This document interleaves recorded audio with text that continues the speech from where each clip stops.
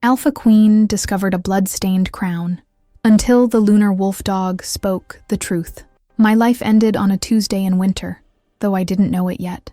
I stood alone in a stone chamber, so cold my breath turned to vapor before my face, wearing a wedding dress that reeked of mothballs and something darker, something that smelled like old blood and fear. The fabric scratched against my skin, stiff with age, and I wondered whose body had worn it before mine. How many brides had stood in this exact spot, shivering in this exact dress, waiting for a husband they never chose? The question made my stomach turn, but I already knew I wouldn't get an answer. Not tonight. Maybe not ever. 3 weeks ago, I watched my father die on a battlefield I wasn't allowed to approach. King Harald Nightvale, ruler of a small but prosperous kingdom in southern Sweden, known throughout the land for our lunar silver mines.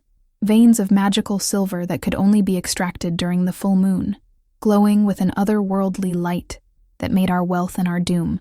Dominic Ironreach wanted those mines. He declared war with all the ceremony of a man ordering breakfast, his armies descending on our borders like locusts, and my father, brave, foolish, loving father, rode out to meet them with a force 1/10 the size of the enemy's. The battle lasted 3 days. On the 3rd day, a messenger came to my chamber with my father's signet ring, still warm from his finger, and a treaty written in my blood, though I hadn't signed it yet. The terms were simple, brutal, but simple. Our kingdom would be annexed. Our people would swear fealty to Ironreach. Our mines would become his. And I, Princess Lysandra Nightvale, 24 years old, last of my line, would become his wife, the 13th kingdom, the 13th bride. I didn't understand the significance of that number then. I do now. They gave me 1 hour to pack, 1 hour to say goodbye to everything I'd ever known. I grabbed nothing but Lunith, my lunar hound, a massive silver mastiff with eyes the color of glacial ice, gifted to me on my 8th birthday when the moon had been so full it seemed to touch the earth. Lunar hounds are rare, bonded to royal bloodlines through magic older than memory, and Lunith had been my shadow for 16 years.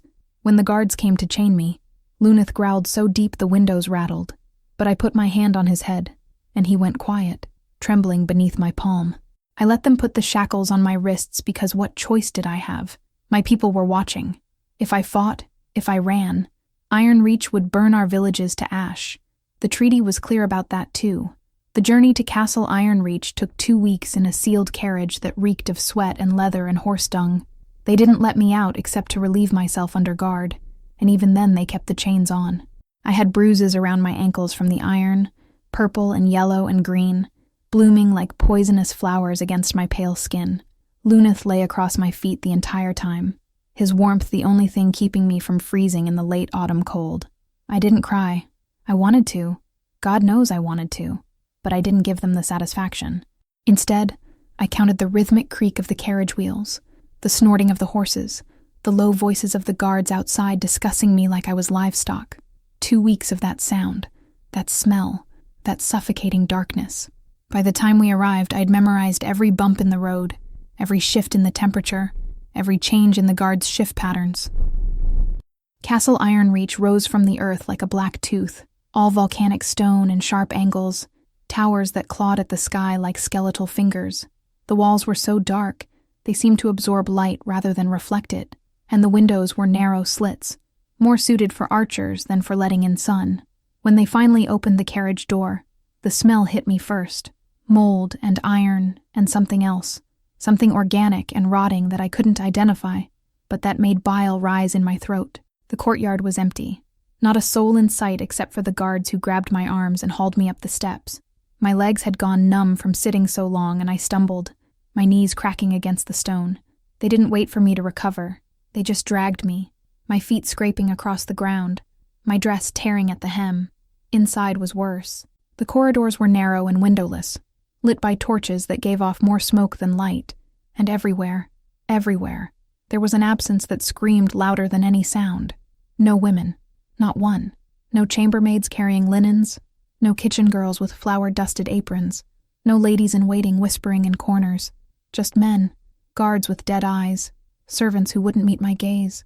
The silence was so complete, I could hear my own heartbeat echoing off the walls, a frantic percussion that seemed to say, Run, run, run.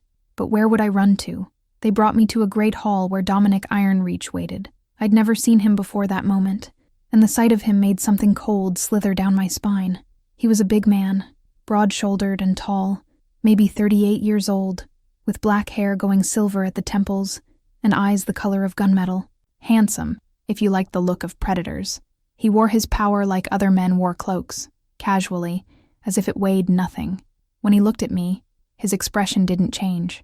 No lust, no interest, no emotion at all.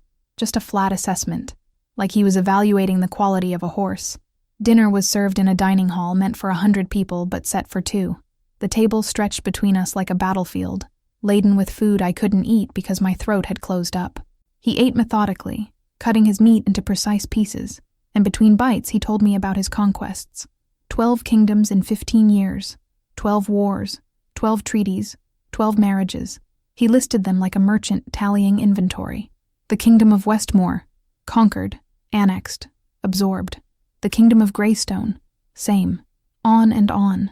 A litany of destruction delivered in a voice so calm it was obscene. I found my voice somewhere between the 4th and 5th kingdom. "Where are they?" I asked, my words scraping out like rusted nails. "Your other wives, where are they?" He paused, fork halfway to his mouth, and for the first time something flickered in those steel eyes. Amusement, maybe, or satisfaction. "Dead," he said simply. "All of them. Unfortunate accidents. Court life can be so dangerous, you understand." Then he smiled, and it was the smile of a man who'd just told a joke only he understood. The wedding happened that same night. No ceremony, no witnesses, just a priest who mumbled words I didn't hear, and a ring that felt like a shackle sliding onto my finger. When it was done, Dominic took my hand in his. His skin was cold, so cold, and led me to the bridal chamber. The room was as cheerless as the rest of the castle, all stone and shadows, with a bed that looked like a catafalque and a fireplace that gave off no heat. He stood at the threshold and looked at me with those empty eyes. "You have 3 months to adjust to your new life," he said. "I'll consummate the marriage when your kingdom is fully integrated into my territory. Until then, you're to remain in this chamber, unless I summon you." He stepped back into the hallway. The door closed. I heard the key turn in the lock. That's when I understood. I wasn't a wife. I was a prisoner with a prettier cage.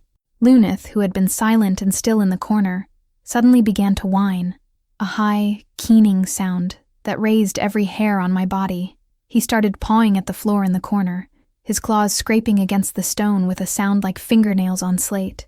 I went to him on numb legs, my wedding dress dragging behind me, and knelt beside him. He'd found a loose floorboard, the wood old and rotted. I pried it up with my bare hands, splinters driving under my nails, and beneath it was a hole carved into the stone itself. Inside, wrapped in black velvet gone green with age, was a crown. It was delicate, almost fragile, made of silver so pure it gleamed even in the dim light. Moonstones were set in the band, 12 of them, each one glowing faintly with inner light. But the silver was stained, covered in blood, some of it dried to brown crust, some of it, impossible, still wet, still warm. I lifted it with shaking hands, and the moment my skin touched the metal, Lunith threw back his head and howled, his eyes blazing with blue light so bright I had to look away. Then the world tilted. Visions slammed into my mind with the force of a physical blow. Not my memories, Lunith's. Or rather, the collective memory of every lunar hound that had ever lived, passed down through some magic I didn't understand but couldn't deny. I saw a woman with red hair and green eyes being dragged down a torchlit corridor by guards in Ironreach livery, her screams echoing off stone. I saw Dominic walking behind her, his face bored, as they took her up a spiral staircase to a tower. The memory cut. New vision. The same red-haired woman in a cell, her face gaunt, bruises blooming across her cheekbones. Dominic entered. He didn't shout, didn't rage. He simply said, "Your kingdom is integrated. You've served your purpose. You're no longer useful." He pulled a dagger from his belt. The vision ended before the blade fell, but I felt it anyway. A phantom pain that lanced through my chest and stole my breath. More memories, faster now. A terrible procession of faces and deaths. A blonde woman held underwater in a bathtub, her hands clawing at the rim. A dark-skinned woman falling from a tower window, her scream cutting off abruptly. A brown-haired girl convulsing at a dinner table, foam bubbling from her lips. Another strangled in her bed, the sheets twisted around her throat. On and on. 12 women, 12 queens, 12 murders dressed up as accidents. The last memory was different. A woman with black hair and golden eyes, wearing this very crown, bleeding from a wound in her abdomen but alive, crawling through a secret passage with determination carved into every line of her face. She hid the crown beneath the floorboard with hands that shook, and as she did, she whispered, to herself, to God, to whoever came next, let the next one be smarter, let the next one survive. The vision released me and I came back to myself gasping, on my hands and knees on the cold floor, with the taste of copper in my mouth from where I'd bitten my tongue. Lunith pressed against my side, his warmth grounding me, his eyes still glowing faintly. The crown lay between us, damning evidence of horrors I couldn't unsee. I understood everything now. Dominic Ironreach wasn't just a conqueror. He was a serial killer who used marriage as a weapon, annexing kingdoms through treaties sealed with royal blood, then disposing of the witnesses once their political usefulness expired. 12 kingdoms, 12 brides, 12 murders. And I was number 13. 3 months. That's all I had. 90 days before he decided my kingdom was sufficiently absorbed, and I became another name on his list of accidents. I was still kneeling there, the crown clutched in my hands, when I heard footsteps in the corridor, heavy boots on stone, getting closer. The key scraped in the lock. The door swung open, and Dominic stood there, framed in torchlight, his eyes moving from my face to the blood-stained crown I held. His expression didn't change, but something shifted in the air, a tension like the moment before lightning strikes. When he spoke, his voice was soft, dangerous. Where did you find that? And I knew, with absolute certainty, that the wrong answer would mean my life ended tonight instead of in 3 months. So I did what I'd been trained to do since childhood. I lied. I forced tears into my eyes, not difficult when terror was already closing my throat, and let my voice shake when I spoke. I found it, I said, gesturing to where Lunith still pawed at the floorboards. He was scratching, and I thought maybe there were rats, and when I pulled up the wood, there it was. I thought maybe it was a treasure from the old castle, something beautiful I could wear to please you.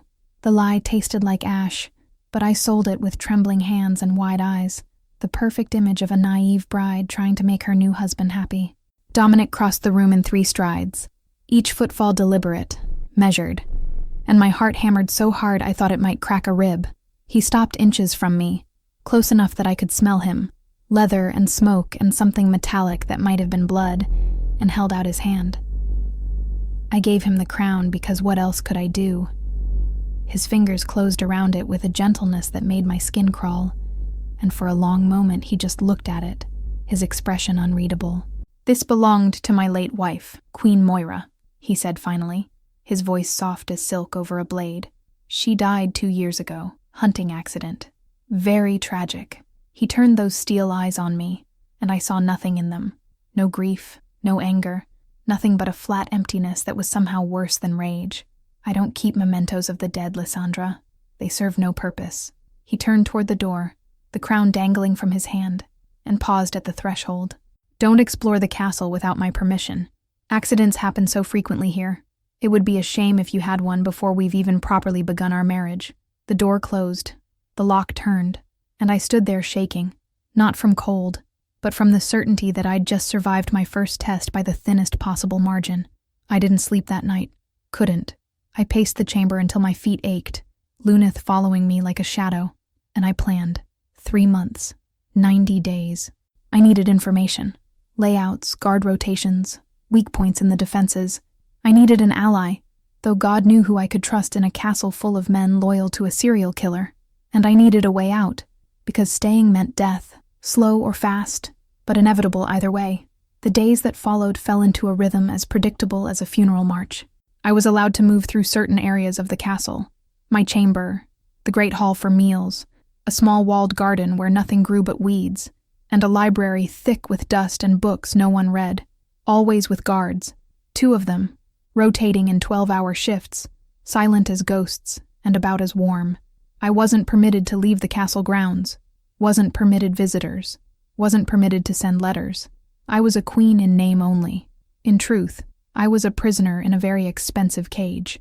Dominic dined with me every evening, the two of us sitting at opposite ends of that obscene table while servants brought course after course of food I couldn't taste. He'd ask polite questions about my day, my comfort, my adjustment to castle life, and I'd give polite answers while screaming inside. He never touched me, never even looked at me like a man looks at a woman. I was a chess piece to him, nothing more, and he was waiting for the right moment to take me off the board. I used those dinners to watch, to learn. 24 guards total, 12 on each shift. The castle was built over a network of natural caves. I heard the servants mention it when they thought I wasn't listening. There were rumors of old smuggling tunnels, passages that led outside the walls, and there was the North Tower, always locked, always forbidden, the place where Dominic took his wives before they had their convenient accidents. I needed to get into that tower, needed to see what he was hiding there. One of my guards was different from the others, while his partner, a hulking Alfa named Gregor, who looked at me like I was meat, treated me with open contempt. This one was careful, younger, maybe 27, with dark brown hair he wore tied back, and amber eyes that sometimes, when he thought I wasn't looking, held something that might have been pity. His name was Henrik Thornvale, and I noticed things about him, small things. The way he positioned himself to block the wind when we walked in the garden, the way he never laughed when the other guards made crude jokes about me, the way, on certain nights, the lock on my chamber door would be left undone, not open, just unlocked, like an invitation I never accepted because I knew it was a trap, but I recognized it as a kindness anyway. 3 weeks into my captivity, I found myself alone with Henrik in the library. Gregor had been sent to fetch wine for Dominic, and for 5 precious minutes, it was just us and the dust and the silence. I didn't waste it. How many? I asked, not looking up from the book I was pretending to read. My voice came out steadier than I felt. How many queens have you watched die here? The silence stretched so long I thought he wouldn't answer. Then, 3. His voice was low, rough, like he didn't use it much. I've served here 5 years. I saw 3 die. My heart kicked against my ribs. He'd admitted it. He knew. I turned to face him fully, and this time when our eyes met, I didn't look away. And you did nothing? Something flickered across his face. Shame, maybe, or anger at himself. What can a guard do against a king? The words came out bitter. I tried to warn the second one. She didn't believe me. Dominic found out I'd spoken to her. Henrik's jaw worked. He killed her that night. And he punished me in ways that made me wish I was dead too. I learned to keep my mouth shut. I saw the scars then. Old marks on his forearms where his sleeves had ridden up. Burns. Cuts. The remnants of torture inflicted by a man who knew exactly how to cause maximum pain without killing. And I saw in Henrik's amber eyes a man who'd been broken, but not completely destroyed, who still had enough humanity left to feel guilt for his silence. I made my choice in that moment. If I was going to die, it wouldn't be quietly. I'm not staying quiet, I said, and I'm not dying here. Help me. He closed his eyes like I'd struck him. If I help you, he'll kill me. And my mother. My 2 sisters in the village. He always kills the families of traitors. Always. I had no answer for that. How could I ask someone to sacrifice everything? But before I could respond, we heard footsteps, Gregor returning, and the moment shattered. That night at dinner, Dominic was different. He'd been drinking more than usual, the wine loosening his tongue, and he started talking about his conquests with the enthusiasm of a man discussing a successful business venture. 12 kingdoms in 15 years. The methodology, the efficiency, the beauty of using marriage as a weapon. He spoke like I wasn't even there, like I was furniture, and maybe that's exactly what I was to him. You're the 13th, my dear, he said, smiling that empty smile. Lucky number 13. Perhaps you'll last longer than the others. Moira lasted 4 months. She was my favorite, fought until the very end. He sipped his wine, watching me over the rim. Such spirit. I thought I might vomit. Instead, I asked, Moira, the one whose crown I found. The very same, from a small kingdom on the eastern border. Strategic location. After I integrated her territory, she tried to flee. He laughed, a sound like stones grinding together. Tragic, really. She fell from the North Tower. They say she was disturbed, thought she could fly. He was testing me, waiting to see if I'd react, if I'd revealed that I knew the truth. So I played the innocent, the naive bride. How awful. You must have been devastated. Devastated, he repeated, like the word was foreign. Yes, quite. Another sip of wine. Don't worry, my dear. I'm sure you'll be much more stable. When Henrik escorted me back to my chamber, Gregor had gotten drunk and been dismissed. I took the biggest risk of my life. I told him everything. About Lunith's visions, about the collective memory of the lunar hounds, about seeing 12 queens murdered in 12 different ways, about the last memory. Moira, wounded but alive, hiding the crown and whispering for the next woman to survive. She was alive when she hid that crown, I said urgently. The blood was fresh. Henrik, what if she's still alive? What if he didn't kill her, just locked her away somewhere? He'd stopped walking, his face gone white. Impossible. I saw her buried. Did you see her face? Or did you see a closed coffin? Silence. Then quietly. Closed. Always closed. Everything clicked. If Moira was alive, she was imprisoned somewhere in this castle. Probably the North Tower. And if we could find her, if we could prove what Dominic had done, we'd have a witness, evidence, a way to destroy him. Henrik's hands were shaking. There's a passage, he said finally. Old smuggler's tunnel that leads to the North Tower. A veteran guard showed me years ago, told me never to use it because anyone who goes into that tower without Dominic's permission never comes out. But if Moira's there, then we free her, I finished. We expose him. We end this. That's treason. Regicide. You're talking about war. I'm talking about survival. We planned in whispers over the next few days, in stolen moments and hidden notes tucked into library books. 3 nights from then, during the new moon when the darkness would be total, Henrik would come for me. We'd go through the secret passage to the North Tower, find Moira if she was there, and flee through the cave system Henrik knew led to the river. From there, a boat, the border, freedom. It was a desperate plan with 1,000 ways to fail, but it was all we had. And during those days of planning, something else happened, something I hadn't anticipated and didn't want. The constant proximity, the shared danger, the whispered conversations in dark corners, they created a connection between Henrik and me that went beyond alliance. I felt it the night he was checking the corridor before leaving me in my chamber, and I touched his arm in thanks. Just a brief touch, my fingers on his sleeve, but the contact sent a shock through me like touching lightning. A mate bond, forming against all logic and reason. Henrik felt it too. He jerked back like I'd burned him, his eyes wide. No, he breathed. Not this. Not now. We can't. And he was right. A mate bond between a prisoner queen and her guard was the worst possible complication. It made everything harder, more painful, more dangerous. But the bond didn't care about logic. It was there, growing stronger every day, undeniable. The night of our escape, I waited in my chamber with Lunith pressed against my legs, my heart beating so loud I was sure the guards outside could hear it. Midnight came and went. No Henrik. 1 in the morning. Nothing. 2. I started to panic. Had he been discovered? Tortured? Killed? Or worse, had he changed his mind? Decided saving me wasn't worth his family's lives? At 2:30, the door finally opened. Henrik stood there, pale as death, breathing hard, with blood running down one side of his face from a cut above his eye. Change of plans, he gasped. Dominic knows. I don't know how, but he knows. He killed 3 guards tonight looking for the traitor. We have to go now, or you're next. And then we heard it. Footsteps.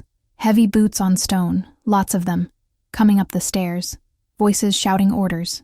And above it all, clear as ice and twice as cold, Dominic's voice. Find the queen. Bring her to the tower. Alive if possible. But bring her. Henrik grabbed my hand and pulled, not toward the corridor where the boots were thundering closer, but toward the window. I thought he'd lost his mind. We were on the 3rd floor. A fall from here would shatter every bone in my body. But then I saw where he was pointing.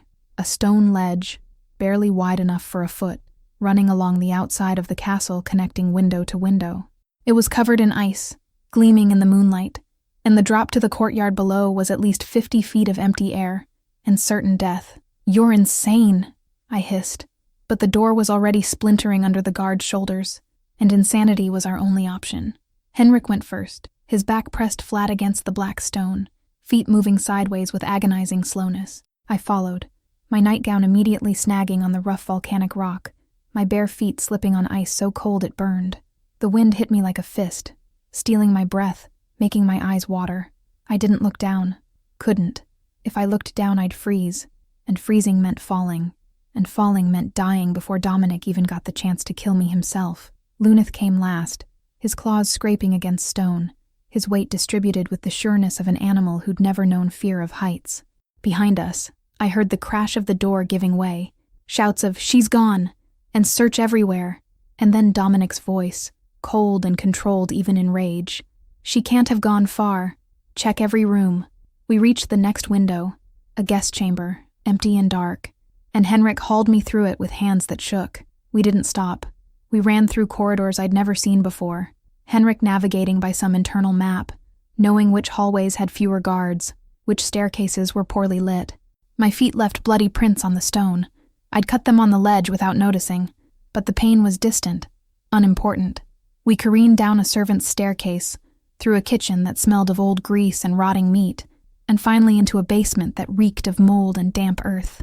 Henrik stopped at what looked like a blank wall hung with a moldy tapestry depicting some long-dead king's hunting triumph. He ripped it down, and there was a door, iron-banded and ancient. He pulled out a key, stolen, I assumed, and the lock turned with a shriek of metal on metal that surely every guard in the castle heard. But the door opened, and behind it was darkness and stone steps leading down into the earth. "Where does this go?" I whispered. "The caves under the castle, the old smuggling routes." Henrik lit a small torch from the coals in the kitchen, the flames sputtering and smoking. The north tower was built separately from the main castle, connected later by a covered bridge, but the smuggler's tunnel still runs underneath. If we can get through to the tower, we find Moira, I finished. If she was even alive, if this wasn't a desperate chase after a ghost. We descended into darkness that pressed against my skin like something alive. The stairs were carved directly into living rock, slick with moisture, spiraling down and down until I lost all sense of direction. The air grew thin, hard to breathe, and the smell changed from mold to something chemical and sharp, probably fumes from the old lunar silver mines that honeycombed the earth beneath this cursed place. Lunith went ahead, his nose working, his eyes occasionally flashing that eerie blue when he sensed something I couldn't. The stairs ended in a tunnel barely wide enough for two people to walk abreast, carved rough and low. Henrik had to duck. I could walk upright, but my shoulders brushed the walls on both sides, and the claustrophobia was immediate and suffocating. We moved as fast as we dared, Henrik holding the torch ahead, me trying not to think about the tons of rock above us that could collapse at any moment and bury us alive. "How did Dominic find out?" I asked, my voice echoing strangely in the confined space. "About our plan. We were careful." Henrik's jaw clenched in the torchlight. "I don't know. I was so careful. Unless," he shook his head, "unless he suspects everyone all the time. A man who's killed 12 wives probably doesn't trust anyone." That made a horrible kind of sense. Paranoia as a survival strategy. The tunnel opened suddenly into a larger cavern, and what I saw there made my breath stop. Iron cages, old and rusted, set into the rock walls like terrible decorations. Cells, prison cells in a cave beneath a castle, where no one would ever hear you scream. And in one of them, there was movement. She was skeletal, more corpse than woman, with tangled black hair that hung to her waist and skin the color of old parchment. Her wedding dress, because that's what it had been once, I could see the remnants of lace and silk, hung in rags from a frame so thin I could count every rib. But her eyes were golden, and they were alive, burning with an intelligence that 2 years of imprisonment hadn't extinguished. When she saw me, she started laughing. It was the sound of broken glass, of madness barely held at bay, and it echoed through the cavern like the cries of the damned. 13, she rasped, her voice unused and raw. "He brought number 13. Welcome to the club, darling. The membership dues are steep, but the accommodations are permanent." I approached the bars on shaking legs. Moira, Queen Moira of Eastmarch, was. She pulled herself upright using the bars, and I saw that her hands were covered in scars, old cuts and burns that spoke of desperate attempts at escape. Now I'm just the ghost Dominic didn't have the courage to finish killing. Henrik was already working on the lock with picks he'd somehow acquired, his fingers deft despite their trembling. "We're getting you out," he said. "We're all getting out." Moira laughed again, but this time there were tears. "Run? He'll catch us. He always catches." I tried 6 times in the first few months. He brought me back every time, punished me every time. I gave up a year ago. I knelt so I was at her eye level and gripped the bars between us. I saw the crown. I saw your memories through Lunith, my lunar hound. You hid it. You left it for the next woman. You had hope. Something flickered in those golden eyes when she looked at Lunith.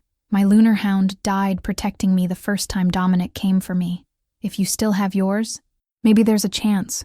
The lock gave with a click that sounded like a gunshot in the enclosed space. The cell door swung open. Moira tried to stand, but her legs wouldn't hold her. 2 years without proper use had atrophied the muscles to nothing.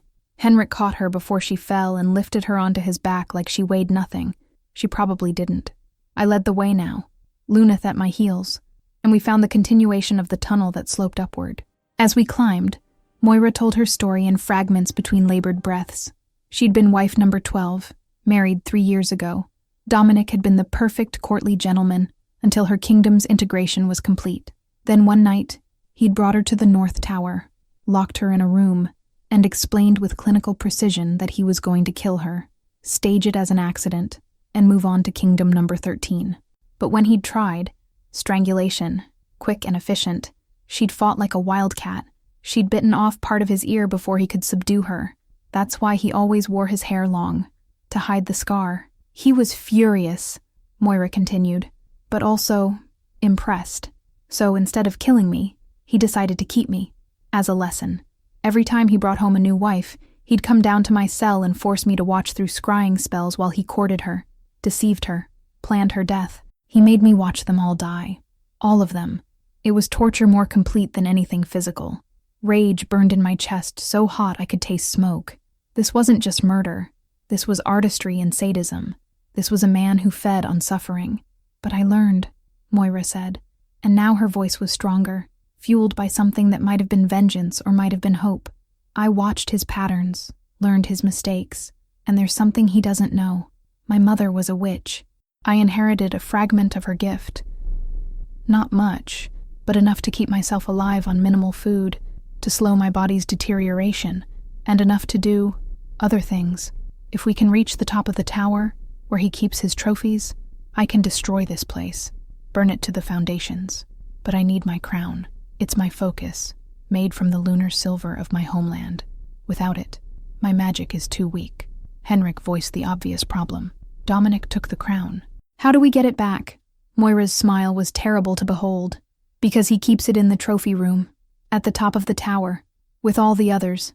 Every queen's crown, displayed like hunting trophies. He's that arrogant. We reached a door at the top of the stairs. It was locked, but Henrik's picks made short work of it. He'd clearly been preparing for this longer than I'd known, and when it opened, the sight beyond made my blood freeze in my veins. The room was circular, taking up the entire top floor of the North Tower, with windows too high and narrow to escape through. The walls were lined with dark wooden shelves, and on each shelf sat a crown, 12 of them, each one different, gold, silver, bronze, adorned with rubies or emeralds or sapphires, each representing a different kingdom, a different woman, a different murder. And beneath each crown was a bronze placard engraved with a name, a kingdom, dates of marriage and death, a museum of atrocity, a monument to Dominic's systematic evil. Moira stumbled toward her crown, the silver one with moonstones I'd held in my own hands, and when she placed it on her head, the transformation was immediate. Her eyes blazed with silver light. Her back straightened. The air around her began to shimmer with power, the lunar silver in the crown acting as a conduit for magic that had been dormant but not dead. She raised her hands and began to chant in a language I didn't recognize, something ancient and primal that made the hair on my arms stand up. The other crowns began to glow in response, and then I saw them, shapes forming in the air, translucent and made of moonlight, the spectral forms of 11 dead queens rising from their crowns. They surrounded Moira, adding their power to hers, and the temperature in the room plummeted. The door exploded inward.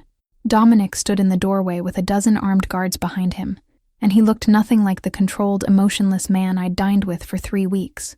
His hair was wild, his eyes manic, and there was blood splattered across his face and doublet. Whose blood? I didn't want to know. When he saw Moira standing there, crowned and terrible with the ghosts of his victims swirling around her, I saw fear enter his eyes for the first time. You, he hissed. I should have killed you when I had the chance. Moira's voice came out layered, as if 12 women spoke through her mouth at once. You should have, but your pride wouldn't allow it. You wanted to keep me alive to prove your superiority. That was your mistake. The ghostly queens moved toward him. The guards backed away, weapons useless against spirits, terror written on every face. Dominic tried to maintain his composure, but I could see him trembling. "You're already dead," he said, and it sounded like he was trying to convince himself. "All of you. Dead and buried. Queens don't die easy," Moira said, and the ghosts echoed her words. "And ghosts have long memories." Henrik grabbed my arm. "We need to go. Now. She's going to bring the whole tower down." But I couldn't move. I needed to see this. Needed to witness justice, however terrible, being done. Moira walked toward Dominic. She wasn't stumbling anymore. Power giving her strength her body lacked, and the ghosts parted before her like an honor guard. The guards had fled. It was just Dominic now, backed against the wall, the mighty Alfa reduced to a cornered animal. Moira placed her hands on his chest, and when she spoke, it was with the voice of every woman he'd murdered. "You hunted us, used us, discarded us, but queens are not so easily forgotten." Light exploded from her hands. I expected Dominic to die instantly. It would have been a mercy. Instead, Moira's magic poured into him like liquid fire, and I understood. She was making him feel it. Every death he'd caused, every scream he'd ignored, every tear he'd savored. He fell to his knees, howling, and the sound was animal and agonized and everything he deserved. The tower began to shake. Stone dust rained from the ceiling. Cracks spiderwebbed across the walls. Moira turned to us, and for just a moment, she looked peaceful, almost happy.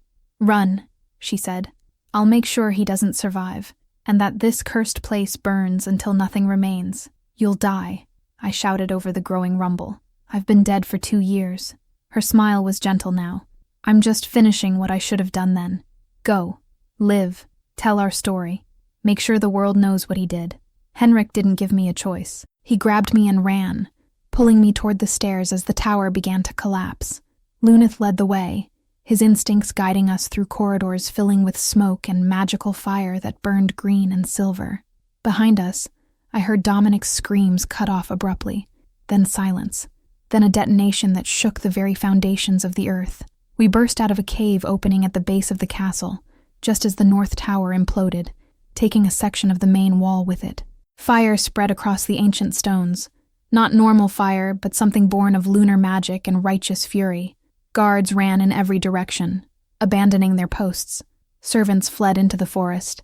Castle Ironreach was falling, and we stood there covered in dust and blood and ash, alive when we had no right to be.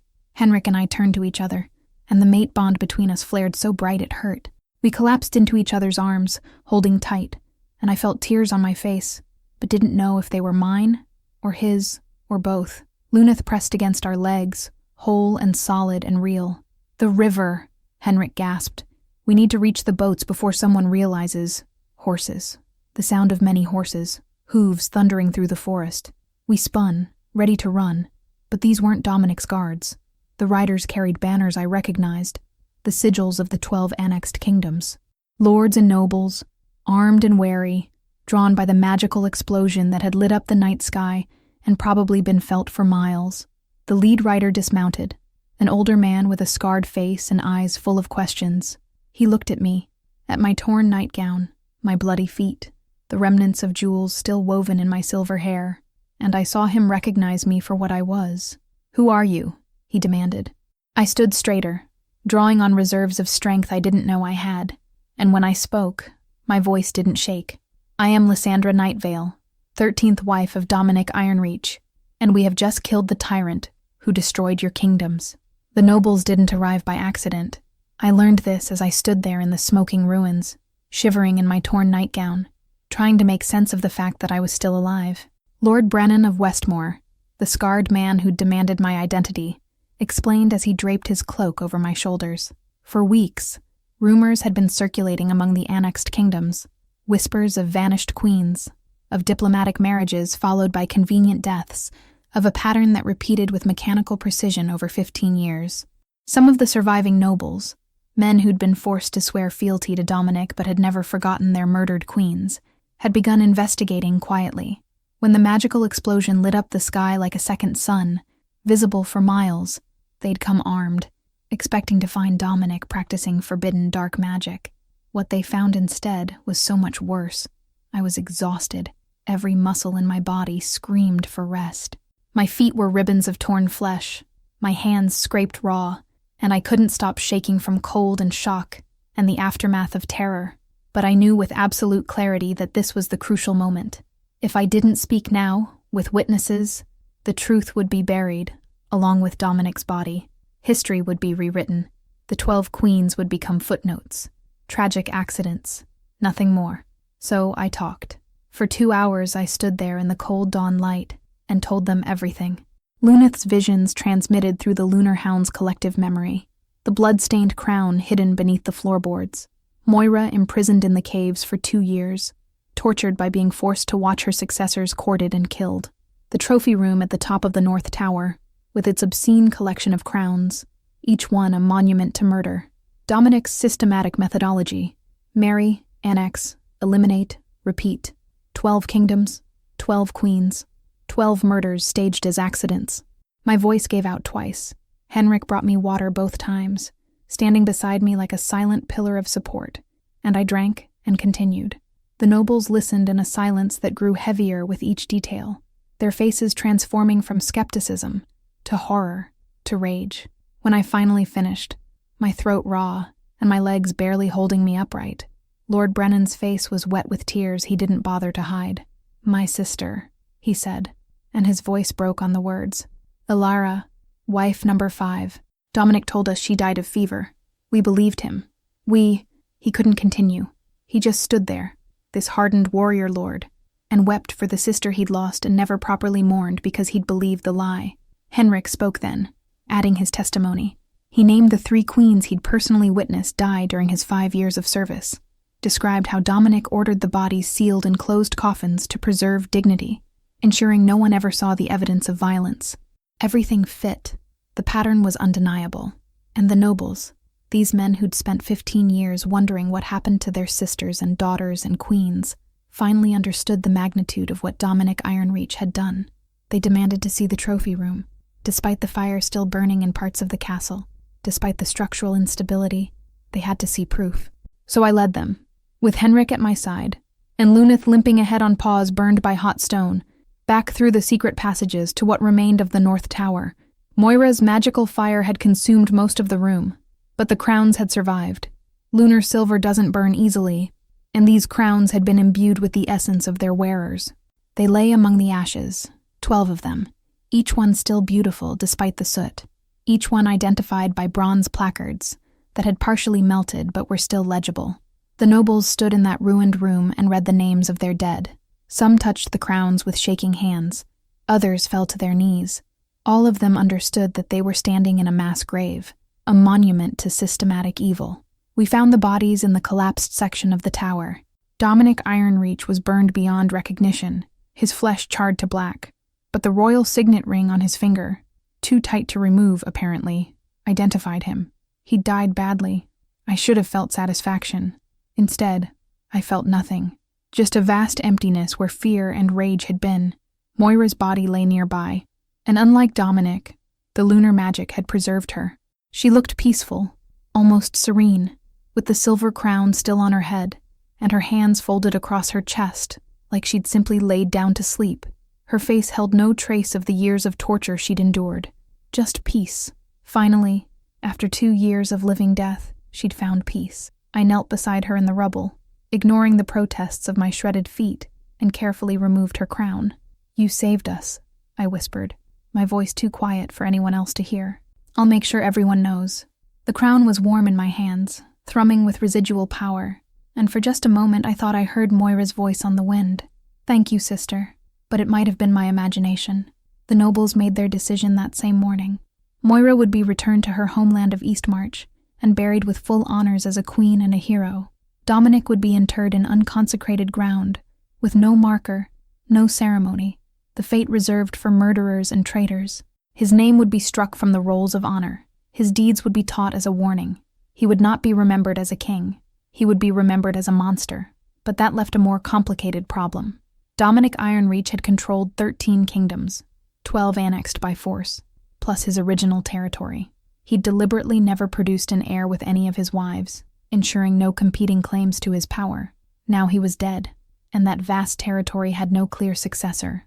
The nobles debated for 3 days while I recovered in a commandeered tent, Henrik bringing me food I couldn't eat and bandaging wounds that wouldn't stop bleeding. Some argued for restoring the old royal bloodlines where they still existed. Others pointed out that Dominic had been methodical about eliminating potential heirs. Anyone with a claim to any of the thrones was dead or scattered to the winds. Division of territory would lead to war. A power vacuum would lead to chaos. And then Lord Brennan proposed what I'd been dreading.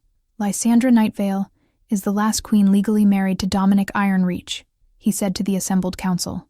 By right of succession, she's the heir. She's also the only one who survived him, the only one who defeated him. If anyone has the right to govern these united territories, it's her. I felt panic clawing at my throat. I didn't want to be a queen, didn't want to rule over the blood-soaked empire Dominic had built. I wanted freedom. I wanted to live. I wanted to wake up in the morning without wondering if it was the day I'd be murdered. But I also understood politics.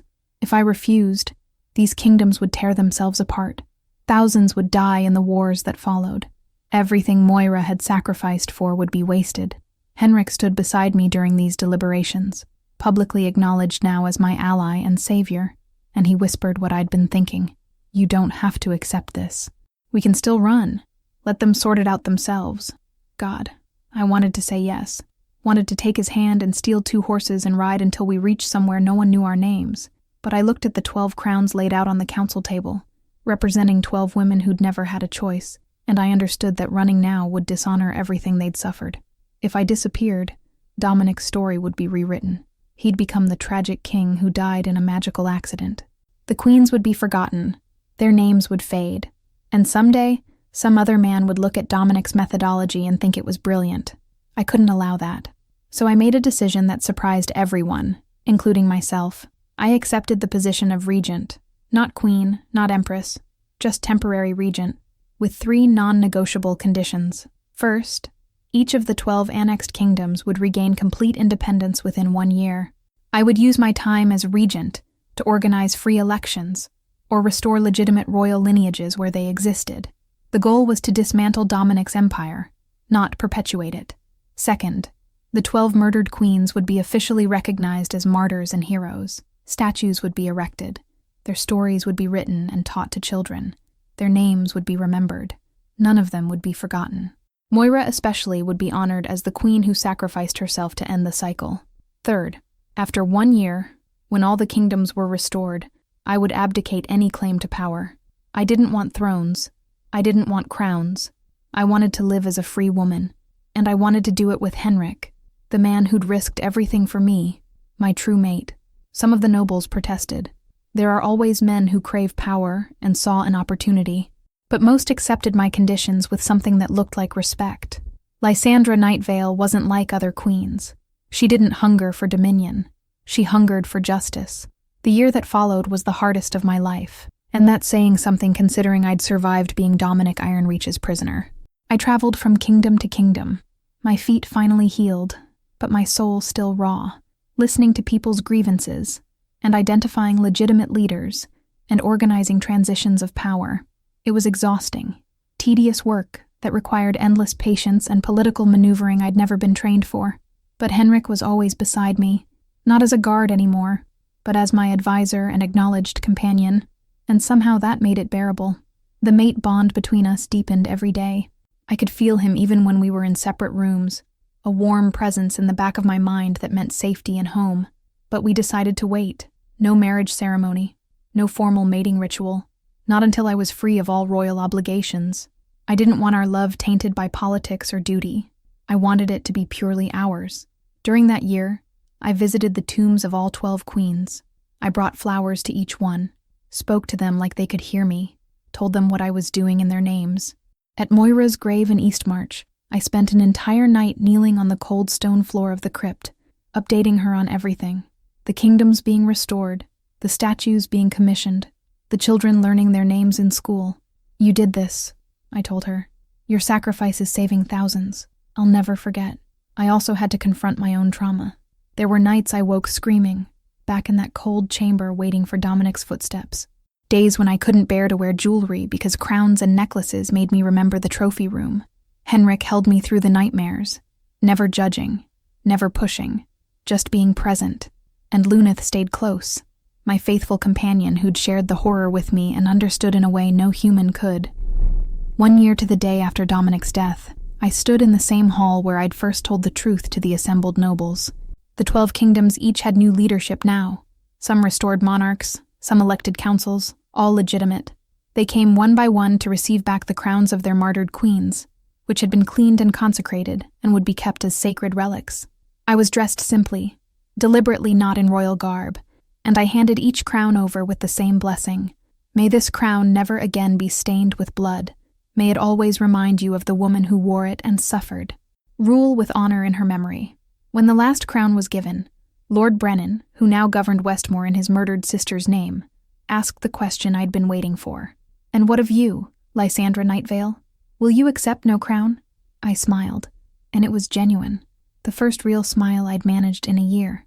I already have the only crown that matters, a crown of choices. I chose to survive.